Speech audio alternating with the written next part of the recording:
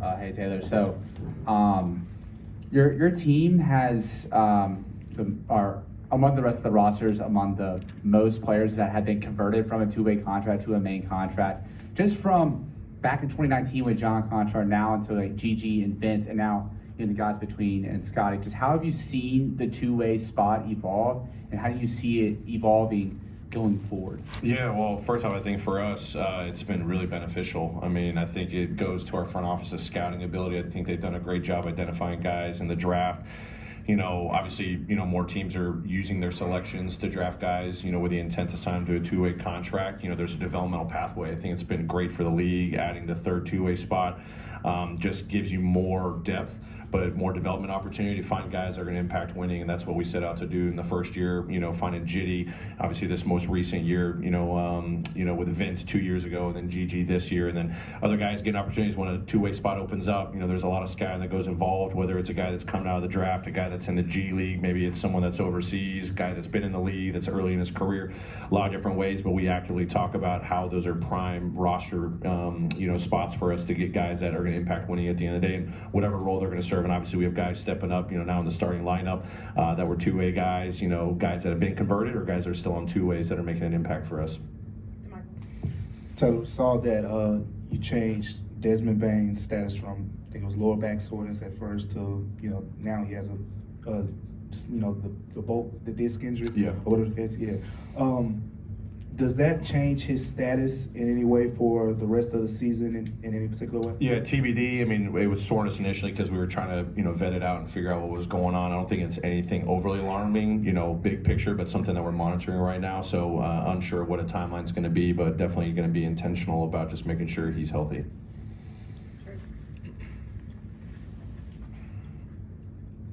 Has anything in particular impressed you the most about what Brandon's been able to accomplish so far?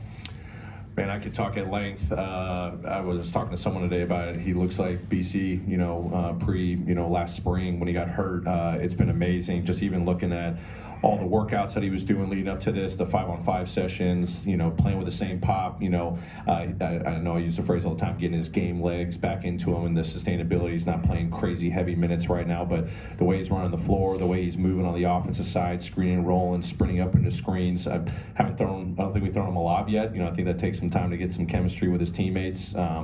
But the way he's moving has been the most impressive thing, and then I know one of the things coming in with an Achilles injury, given the type of player is the burst and the athleticism. I think he's displayed that a few times on a couple of dunks, the way he's going for offensive rebounds with that second jump and tipping it in. I think him, we've been challenging with defensively switching and being good on-ball defense. I think he's taken some strides there, and, he'll get his legs underneath him over the next couple of games. But I've been so impressed with what we've been seeing that I don't think he's lost a step, no pun intended or anything like that. Given the nature of the injury, I think it's been phenomenal what he's displayed already in just a short amount of time. Hello, Coach. We came from Spain. Welcome. Thank you so much. Can you say something about Marc Gasol and his legacy here in Memphis, please? Yeah, unbelievable basketball player, but an even better person. I haven't had the fortune of spending a lot of time with him. I hear all the stories from staff members that had the fortune of working with him, and it's a fortune. I mean, watching the documentary that just recently came out, you just learned so much about how he grew up here, the beautiful basketball career he's had in Europe, and obviously substantial amount of time here in Memphis. Lausanne, was a close place to me. My son went there, and you just understand the impact he made, when he was playing basketball and he wasn't playing basketball, growing up here and being a pro and a steward of the city. And his personality, you hear his teammates talk about just how infectious of a competitor he was, a leader, brought the team together, brought the best out of others. And when you hear stories like that, you want to be around someone like that. So obviously it's going to be unbelievable to celebrate him tomorrow. Obviously we got to honor Zebo, a couple of years ago, and obviously it's time, for Mark to get his day. And I know he's going to have family, he's going to have friends, he's going to have teammates here, and for our guys that are carry on that legacy, we've got big shoes to fill. We got a lot of work to do.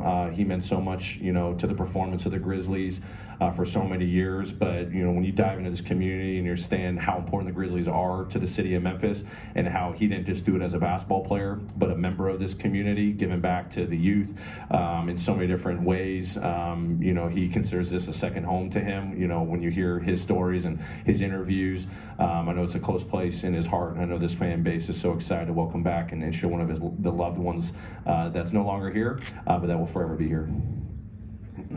Yeah, it's pretty much along the lines of what I was just about to ask you, but have you had a chance to catch up with him in any way yet since he's been here? Do you plan on doing so?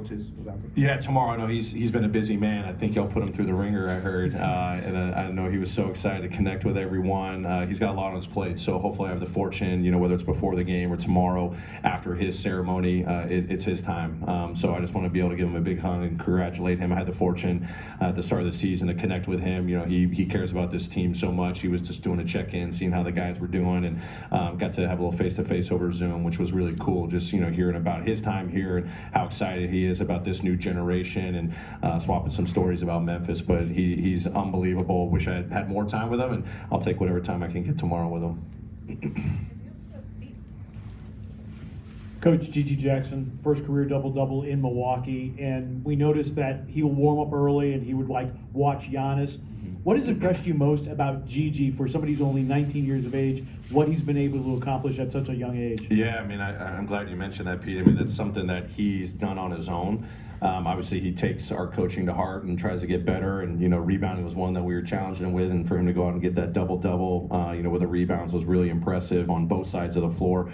But he wanted to sit and watch guys. Obviously, Giannis, one of the best in the league, but other guys that, whether it's his matchup or not, he just wants to see how guys work. And for a guy coming into the league, you hope every young player that comes in the league just takes a few minutes just to watch other guys, because you're not in the gym with them, throughout the season. You get the opportunity to compete against them, but there's something to be made of pregame warm-ups and seeing how hard a guy goes, how not hard a guy goes, what they're working on, why it makes them so good. That's the impressive thing about him, that he proactively did that. And then when we asked him what he was doing, he said, I just want to study and learn guys. It's not about picking up a tendency necessarily. It's about seeing what they're working on and how maybe that can apply to my game to help me get better. Great. Thanks, everybody.